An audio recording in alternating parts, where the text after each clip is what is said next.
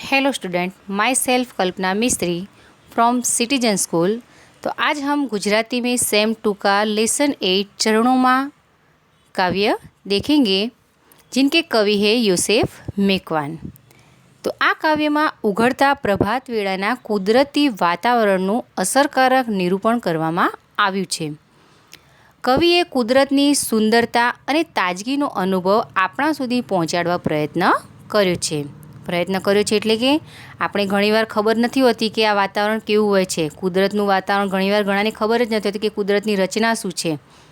જ્યારે ઘણા લોકોને કોઈ ફરવા હરવાનો શોખ ના હોય, ગામડામાં જવાનો શોખ ના હોય, સિટીમાં જ મોટા થયા હોય, તો આવા લોકોને ખબર ના હોય ત્યારે કવિએ શું કર્યું છે કે આવી સુંદર એક રચના કવિતા રૂપે કરી છે કે જેનાથી આપણને ખબર પડી કે સવારનું વાતાવરણ કુદરતી કેવું હોય છે। તો આપણે જોઈએ લેસન। ઉગમણે આભમાં રેલાયા રંગ, ચરણોમાં ચાલવાનો ઉછળે ઉમંગ। ઉગમણે એટલે કે સૂરજની ઉગવાની દિશા। સૂર્ય કઈ દિશામાં ઉગે છે? પૂર્વ દિશામાં, અને આથમે છે પશ્ચિમમાં। તો એમ કે જે ઉગમણે જ્યારે પૂર્વ દિશામાં જ્યારે સૂર્ય ઉગે છે આકાશમાં આભમાં, ત્યારે એના એમ કે રંગ જ કંઈ અલગ જ હોય છે। ઉગતો સૂર્ય આપણે જોયો હશે, બહુ બધાએ જોયો હશે, ભાગ્યે જ કોઈ હોય કે જેણે ઉગતો ને આથમતો સૂર્ય જોયો નહીં હોય। બાકી ઉગતા સૂર્ય વખતે જે એના રંગો હોય, જે ખીલે સવારે પ્રભાત ખીલે, તે જોવાનો એમ કે એક અલગ જ આનંદ હોય છે।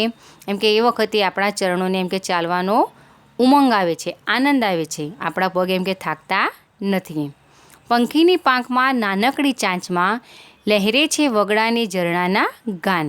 એમ કે જે પંખીની પાંખો છે, એની ચાંચ છે, જે અવાજ આવે છે, અને જે વગડું છે એમ કે જંગલ છે, જંગલ વેરાન પ્રદેશ જેવું જગ્યાઓ છે, એમાં જે ઝરણા વહે છે, એ બધા જાણે ગીતો ગાતા હોય તેવું આપણને એમ કે સવારે લાગે છે। ચોપાસે પહાડ નદી ઉઘડે મેદાન, કલ્પનાને દોર સરી જાઉં એની સંગ। ચોપાસ એટલે એમ કે ચારે બાજુ, જ્યારે સૂર્ય ઉગે છે ચારે બાજુ જ્યારે આખું મેદાન આમ ખુલ્લું થઈ જાય છે, જ્યારે સૂર્ય ઉગે ત્યારે બધું જ ખુલ્લું થઈ જાય છે।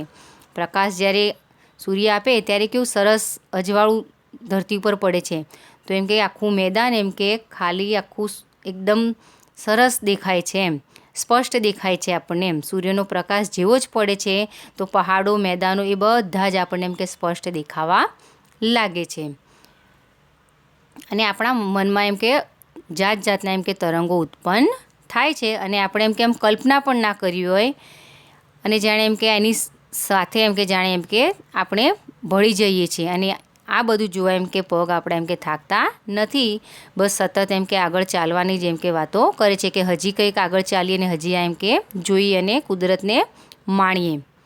દૂર અને પાસમાં લીલેરા ઘાસમાં ધરતીની મહેક પીતો વાયુ ચકચૂર। હવે જે દૂર અને પાસે જે લીલું ઘાસ છે, એ ઘાસ જ્યારે ધરતી પર ઉગ્યું છે તો સરસ ધરતીનું એમ કે સુગંધથી એમ કે જ્યારે સવારે તો એવી સરસ સુગંધ આવે છે એ ધરતીની, એ ઘાસ નાનું જે લીલું ઘાસ ઉગ્યું છે નજીક અને દૂરમાં, અને એના ઉપર એમ કે જે પવન લહેરાય છે, અને એ ઘાસ કેવું હલે છે, આમ સરસ પવનમાં લહેરાય છે ત્યારે એમ કે ચકચૂર થઈ જાય છે ધરતીની સુગંધથી। પવન જાણે મસ્તી ભર્યો એમ કે લાગે છે આપણને, એમ પવને જાણે મસ્તીમાં આખું જાણે બધું એમ કે હલાવી નાખે છે આ લીલા ઘાસને।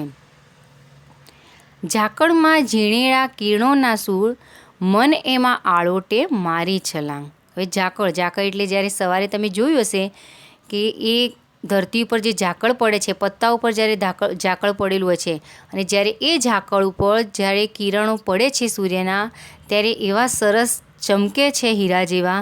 તો એમ કે એ ઝીણા ઝીણા ઝાકળ જ્યારે સરસ કિરણો જ્યારે એના પર પડે છે ત્યારે જાણે કંઈક સૂર રેલાતો હોય, જાણે કંઈક સરસ અવાજ આવતો હોય એવું એમ કે મન એમાં એમ કે આખું આળોટ્યા જ કરે છે। મન જાણે એમાં ભ્રમિત થઈ જાય છે કે બસ આ જોયા જ કરીએ આપણે, એમ આપણું મન એમાં એમ કે આળોટો કરે છે, છલાંગ એમ કે મારે છે, બસ એમ કે આગળ આ બધું જોયા જ કરીએ, ચાલી ચાલીને ઝાકળના બિંદુને જોયા જ કરીએ। ચરણોમાં ચાલવાનો ઉછળે ઉમંગ। તો આ બધું જોવા માટે એમ કે આ પગમાં એમ કે એકદમ અનેરો જ આનંદ ઉત્સાહ આવે છે।